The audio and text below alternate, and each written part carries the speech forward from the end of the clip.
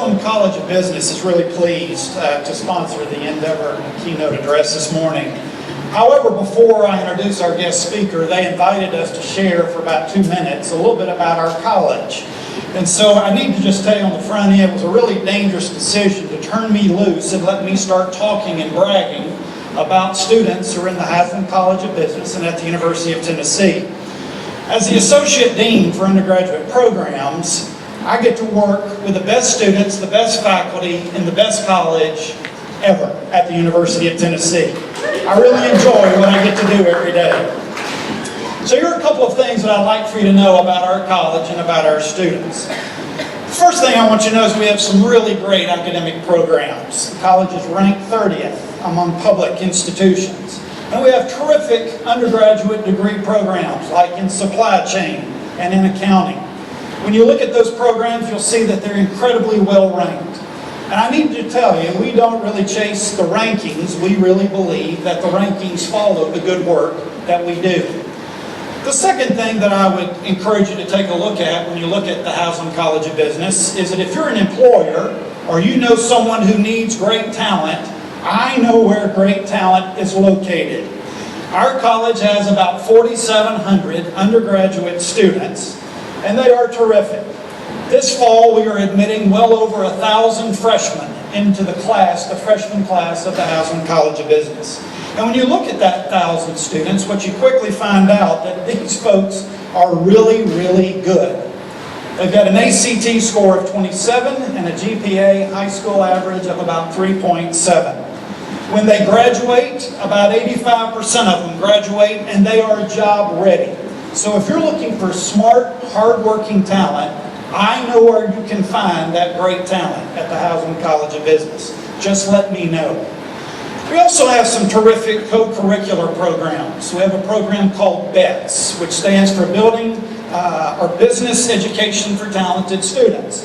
And this is a program that's designed to reach out to diverse high school students and welcome them to the college experience. And one of the really cool things about the BETS program is that 100%, we've been offering this program now for 10 years, but 100% of those students that participate in that program go to college, and they graduate from college. And that's a pretty amazing statistic when you think about it. We also have a group of students who are ready for the bigger world. One of the things that I saw this past year is a partnership that we had formed with Procter & Gamble to provide clean water packets. I don't know if you realized this morning, but as I was drinking my clean water is a problem in a global society. And unfortunately, about 4,000 children each day die because they don't have clean water. Our students have heard that, and we have partnered with Procter & Gamble, and this past year they raised enough money to buy enough packets to provide 770,000, get that, 770,000 liters of clean drinking water to a small community in India. Really a cool accomplishment when you think about it. It is. And now that we're in football season, let me talk about our great alumni. Our alumni fan base is really committed to the college. And one of the things that I'm very excited about is that this year we will award $1.7 million in scholarships.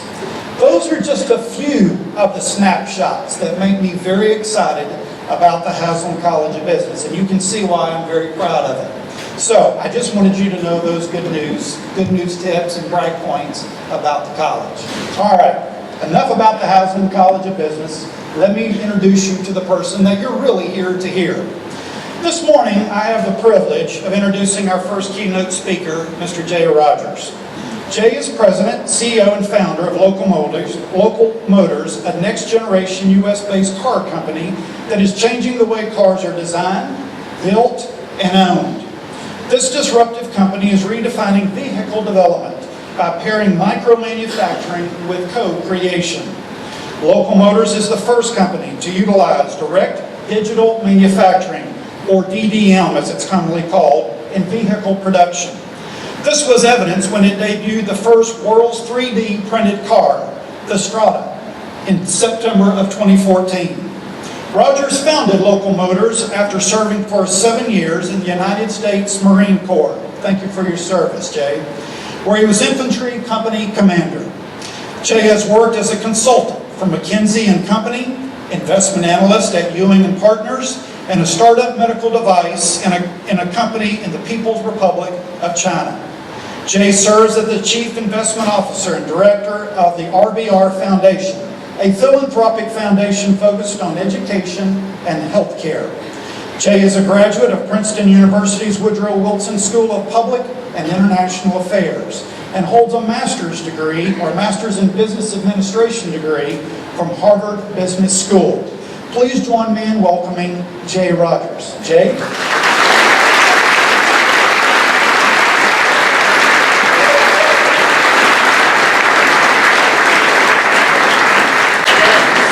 Good morning. Can you hear me? Can anybody not hear me?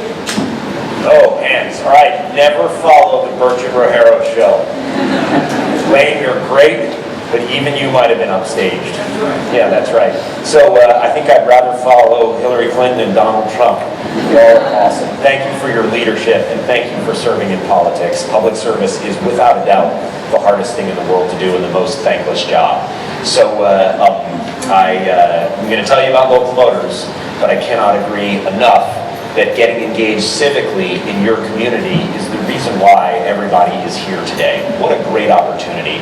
I spoke in front of a not so vibrant group, but still a great group, at the Chamber of Commerce before, and when I finished, the team got together and they said, you know, we're having a young professionals get together. And I said, what does that mean? Because you all look like young professionals. Well, they don't look as young as you do. And so it's exciting to see Knoxville have such a vibrant community, and to tell you a little bit about what we're doing at Local Motors, and maybe a little bit about how I got to where I got. So this is our company. If I can get this to work for me, we'll go forward. And if not, I can just talk to the title slide. So I arrived in Knoxville. You know what? If it's not going, I can just have you advance. Try one more time. And okay. All right. So why don't you just go forward one slide?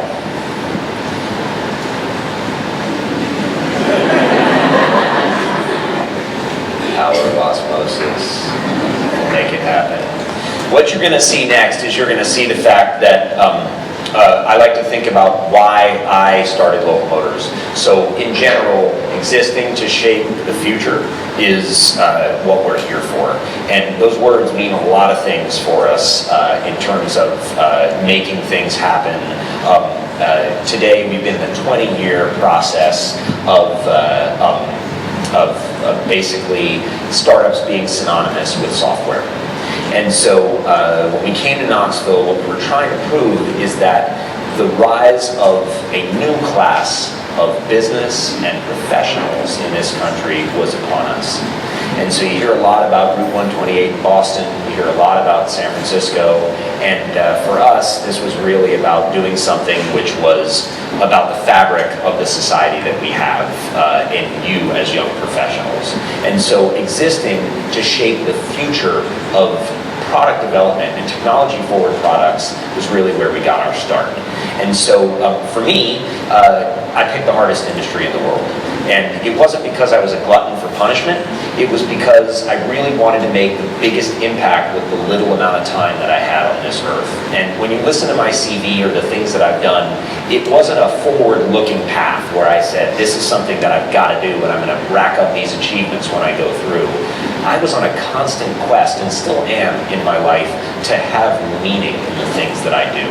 I don't know what it is. It's about being programmed to want to give back, and that's one of the reasons why I noted about politics. It's very satisfying to me to do that, and I think finding a way where you can help your fellow individuals in your organization or in your family or in your company is really what gives joy to people in life. And so for me, I really felt that I could do a lot of things with the built environment. I was very passionate about it. And so I found myself in the different stages trying to figure out how to make that happen. When I was in college, so speaking about Lane's thoughts on undergraduate business, I had worked so hard to apply as an engineer. And I really wanted to make vehicles. It's super fun to be standing up next to a vehicle that my team and I have made in a totally different way. But back when I was 18 years old, I didn't know how to make this happen. And so I went to college at Princeton studying engineering in a very earnest way, and found that I was about 3 years through it and I was super unhappy. And I thought, oh my God, I've committed myself to be an engineer, and yet I'm not doing what makes me happy. And it was the first of many stages in my life where I said, so that is not, and happiness may be a misnomer for that. It was about feeling like I was applying my professional skills as best as possible.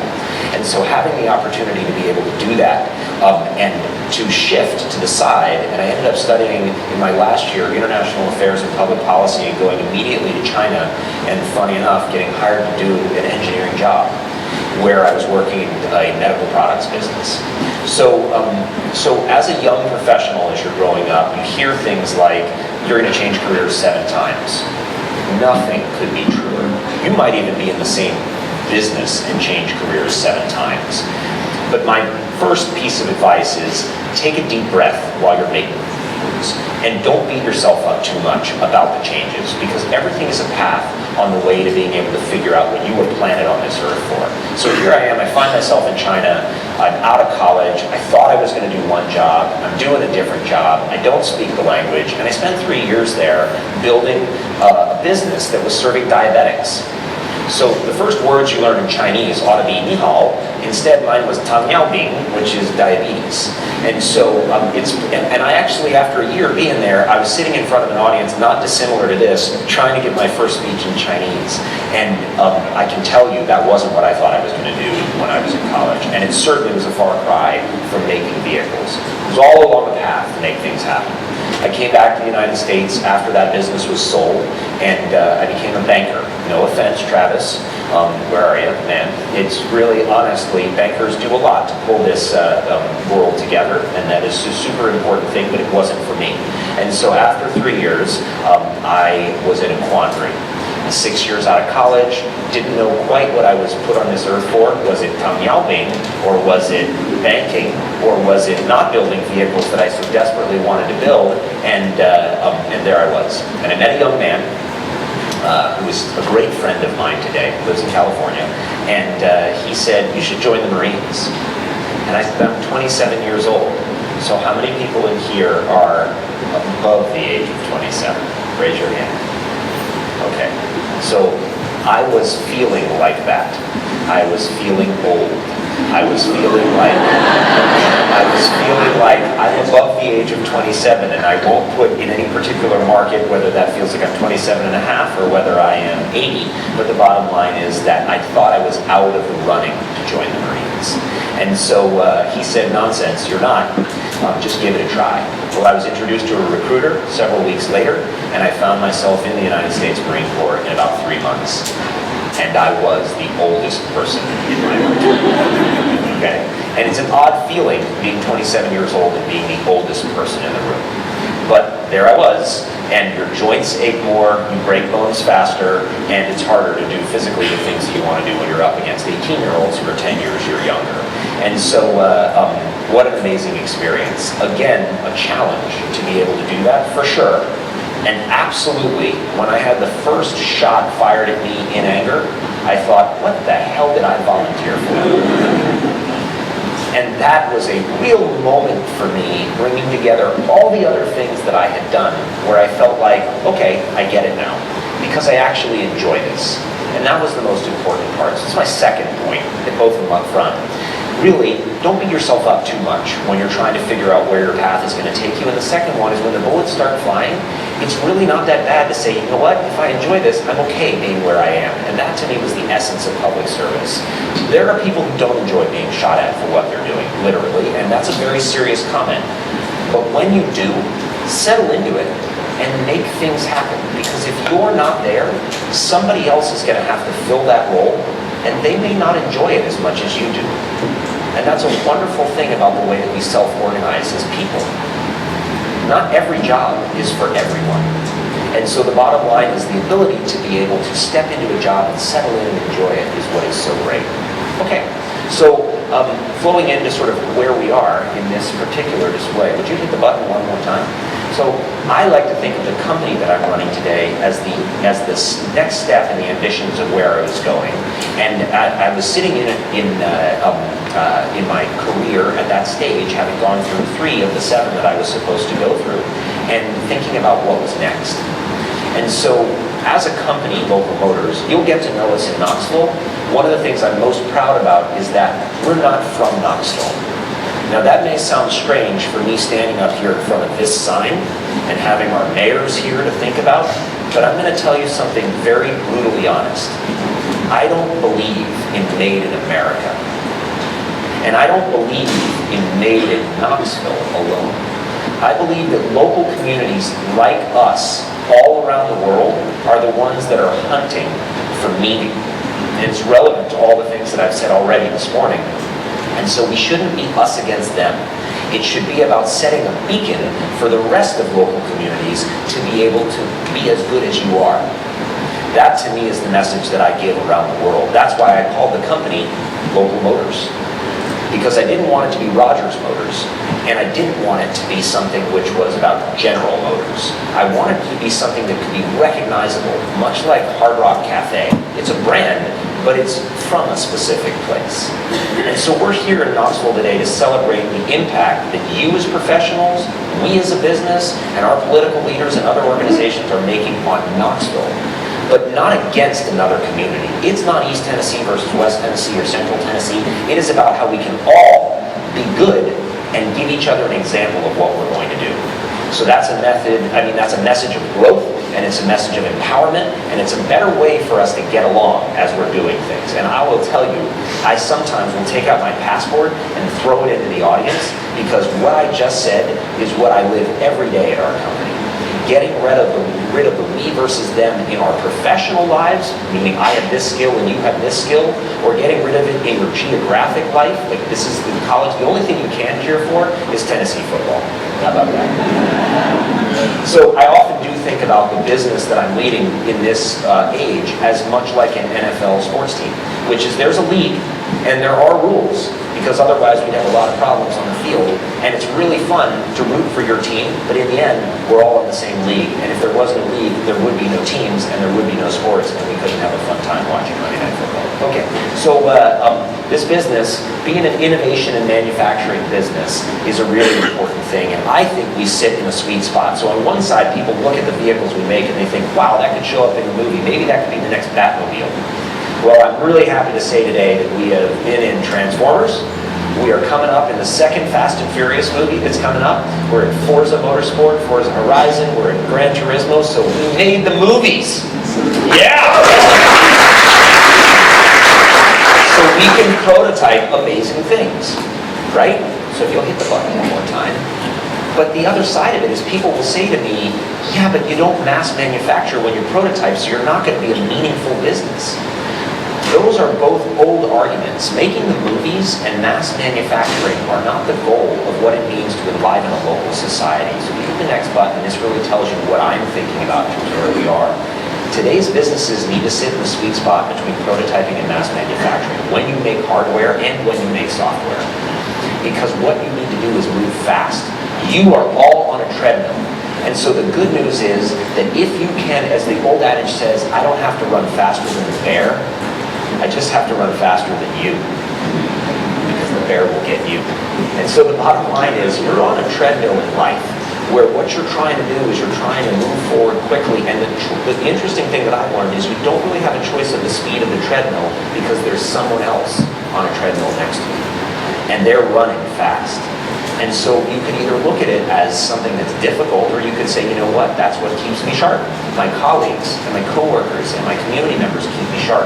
So being in the sweet spot between prototyping and mass manufacturing means that you're moving fast, you're launching things quicker, and you live in the age of the internet.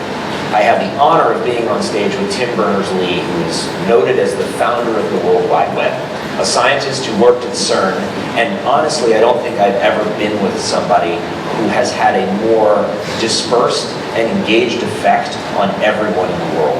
I don't think I could choose somebody else who had. If he hadn't have come around all of our lives, and this slide and everything that I do might have been totally different. So being able to move the world faster on this treadmill is what I think about. And sitting in the sweet spot where we're redefining, at least, not as old as Knoxville, it's not 220 years, but it is at least 120 years old, which is the age of how we understand how products get built. Henry Ford and Gottlieb Daimler gave us that world. And they said, we're going to sign you up, you're going to make Model Ts, or you're going to make 300 SLs, and we're going to do war efforts, and we're going to do cities, and we're going to do transport across continents and that kind of thing, because vehicles are amazing. The problem is that they begot all kinds of other things in that effort, which is a stultifying work environment, which begot a need for unions, which were hostile to management, and it created an energy business that had and pollution and other things like that. So the other piece of what we're learning today as you're on this treadmill is you are connected to your fellow community members in a way like never before. From my perspective, looking at it, if this is time and this is population on a graph, and I'm sorry to tease you with math this early in the morning, but it's a simple graph. We started for the longest kind of time with a very low population. In the last 300 years, it has rocketed up to 7 billion people, and we're on our way to 9 billion people. So you are sharing the earth with everyone. Spend a little time in Mumbai and you will know exactly what it is that I'm talking about. So, next slide, please. So, for me, it was about making having the unrivaled capacity to make things come to life. And making those things that other people wouldn't think that you could do. So, next slide, please. This is where I pitted myself. And as I noted, doing this in the vehicle business was where I started. Because it's the biggest system of them all. Who knows, inflation adjusted, we have some bankers in the room, who the wealthiest person in the world has ever been? Does anyone know the answer? Oprah. No. I like Oprah. But no. Any other guesses? Steve Jobs. It's not Steve Jobs, it's not Bill Gates, it's not Warren Buffett, it isn't Oprah, it isn't Tim Burchett, though the rumor would have it that is the case. Anybody know? It was John Rockefeller. And John Rockefeller brought us Standard Oil. I'm sure there are tons of people out there Googling that stat right now. So the bottom line is John Rockefeller brought us Standard Oil. And if you think about it, energy is the handmaiden of the vehicle business around the world. 70% of the fuel that is pulled out of the earth is put into cars and light trucks. So Standard Oil became wealthy on the backs of Henry Ford, Gottlieb Daimler, Sakichi Toyota, and everyone else. And the footprint that we have around the world of all of these vehicles and all of the pollution is as a result of our insatiable desire to pull those two businesses into the world that we use every day to get to the studio to put Oprah on. Okay. So the bottom line is that it's a big system. And if you can change it, you can change a lot of things. So let's go to the next slide. And this is what I boiled it down to. Fixing the complexity of things, making it simpler to do things is the way that you can address. This car that's sitting next to me is an agglomeration of 50 parts.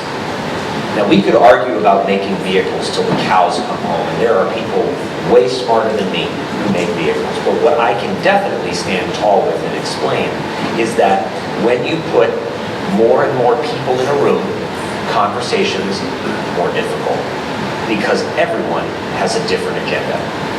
A car is made up of 25,000 parts, each made by a different company or certainly a different group within a different company.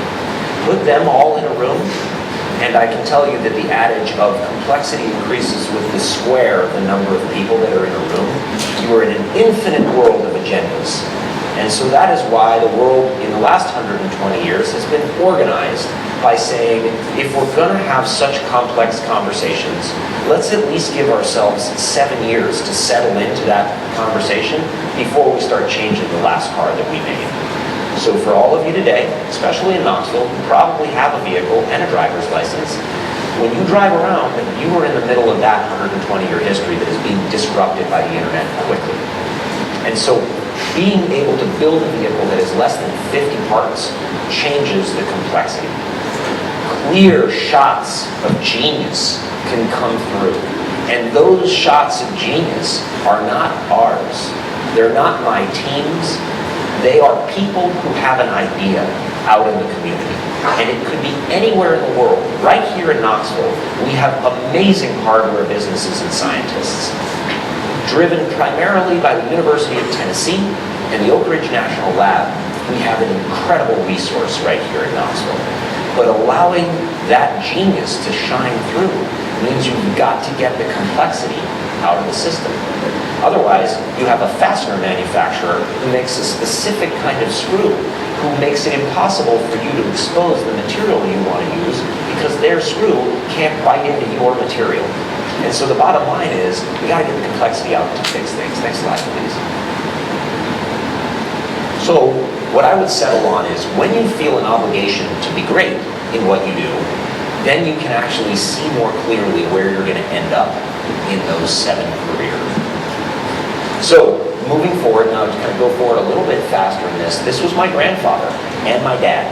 He owned the Indian Motorcycle Company. Awesome, storied brand, amazing company. And he ran it for 7 years, and it failed. So if you've ever had a failure in your 7 careers, again, take a deep breath, because the brand can live on. And remember, you need to live to fight another day as you go along.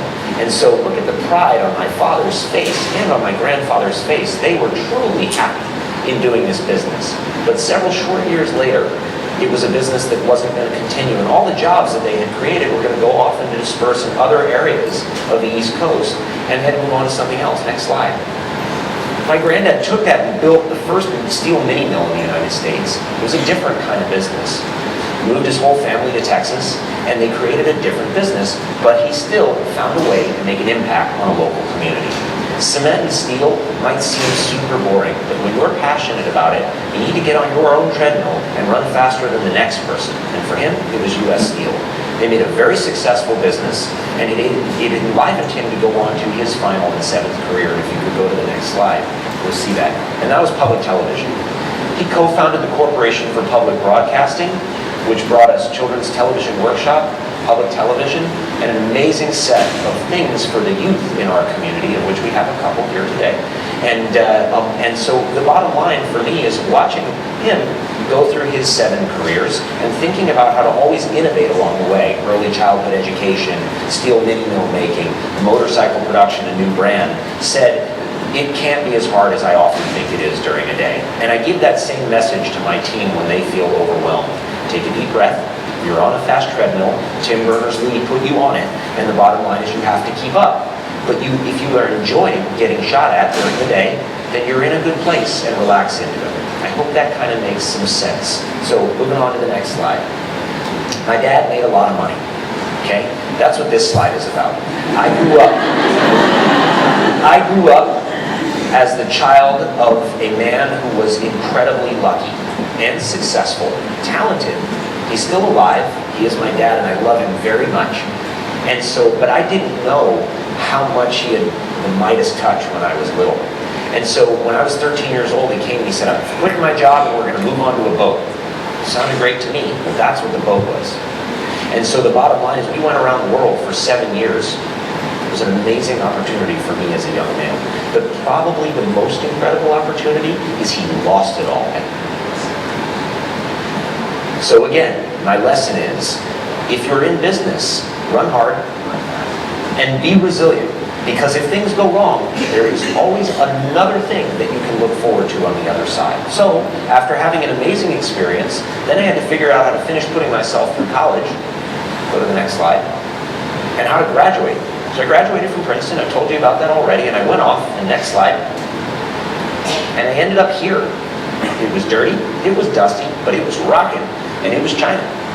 And so learning languages is another thing. Throwing that passport out into the audience for me is about an indicative thing that you come from a privileged position, not just being in Knoxville, but you have so many things in your life, all of you, every single person that is in this audience, and I would argue actually every single citizen of Knoxville, whether you're destitute without a home or whether you have a business and a lot of money, there are people way worse off than you around the world. Way worse off. And being able to make clean water packets is just the beginning of what you can do to give back to the rest of the world. And so I would encourage you to think broadly about learning a language, finding a way to get out and go see the rest of the world. Because the bottom of the pyramid is real, and there are wonderful people who are involved in it, and if you can bring them into your circle, you can help lift up the rest of society. Please go to the next slide.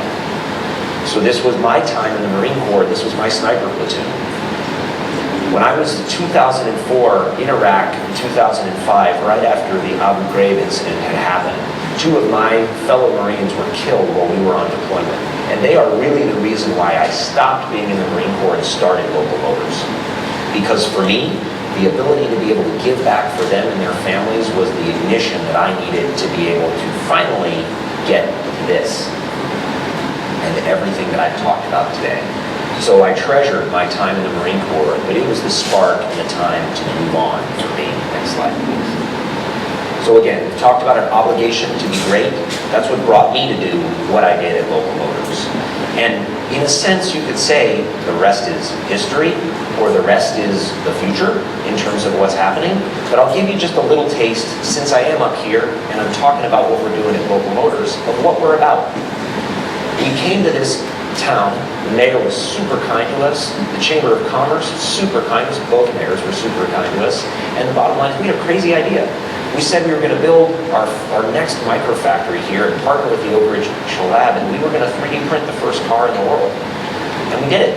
But not only that, now we're commercializing it. And my treasured team that is sitting here in the front row is the vanguard of making that happen. And our facility is going to open up here, soft opening in September, and then we're going to have another grand opening later on through the year.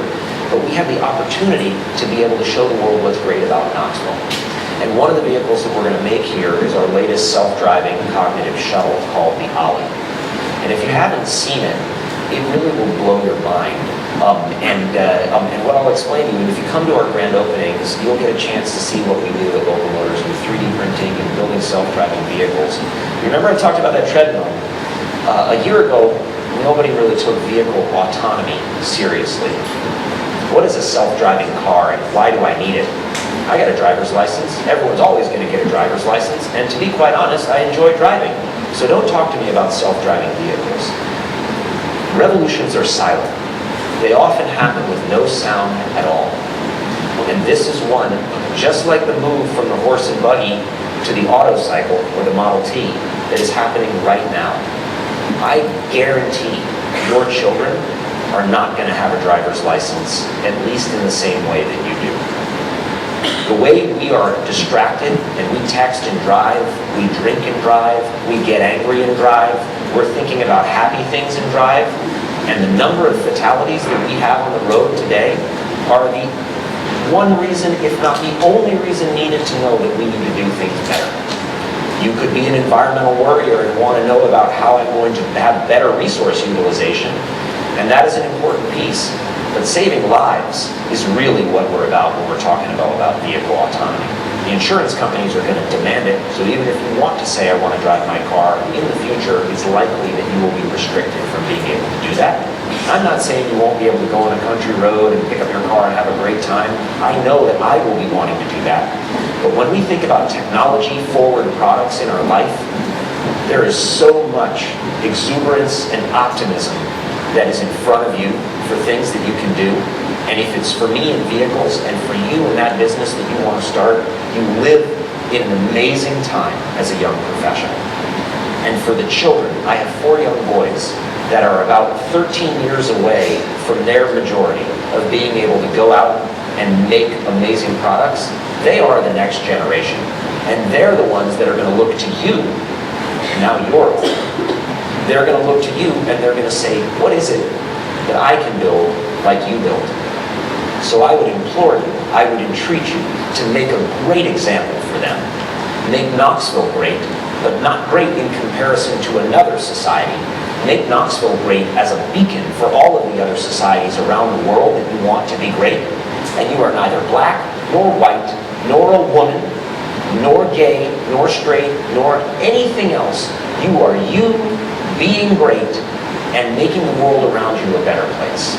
So that, I would say, is my entreaty to you for an obligation to be great.